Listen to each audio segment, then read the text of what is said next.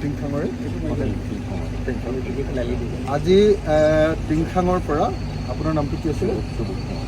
সুবোধ কোঁৱৰ দাদাই নিজৰ পৰিয়ালৰ পৰা মোক কিমান টকা আছে? 30,000 টকা। সুবোধ কোঁৱৰ দাদাই টিংখাঙৰ পৰা নিজৰ ইনকামৰ, নিজৰ আয়ৰ 30,000 টকা আজি আমাৰ শিৱসাগৰ সমষ্টিৰ মানুহৰ কাৰণে আগবঢ়াইছে। মই বাৰম্বাৰ কৈছোঁ, এইখন হ'ল আমাৰ ভূপেন হাজৰিকাৰ ৰাজ্য, য'ত তেওঁ মানুহে মানুহৰ বাবে এই গীত লিখি কেনেকৈ মানুহে মানুহৰ বিপদৰ সময়ত থাকিব লাগে আমাক সকলোকে বুজাই গৈছে। তেওঁৰ ভাতৃ জয়ন্ত হাজৰিকাই কেনেকৈ বিপদৰ সময়ত সহায় কৰিছিলে আমি সকলোৱে জানো। আৰু তাৰ পাছত আমাৰ জুবিন দাই কেনেকৈ সহায় কৰিছিলে। আৰু এইবাৰ যেতিয়া শিৱসাগৰত, চৰাইদেউত আৰু যোৰহাটত মানুহ বিপদত পৰিছে, হাজাৰ হাজাৰ মানুহে আহি মানৱীয়তা প্ৰদৰ্শন কৰি প্ৰত্যেকটো পৰিয়ালক সহায় কৰিবৰ কাৰণে আগবাঢ়ি আহিছে। তাৰ এটা উদাহৰণ হ'ল সুবোধ কোঁৱৰ দাদা।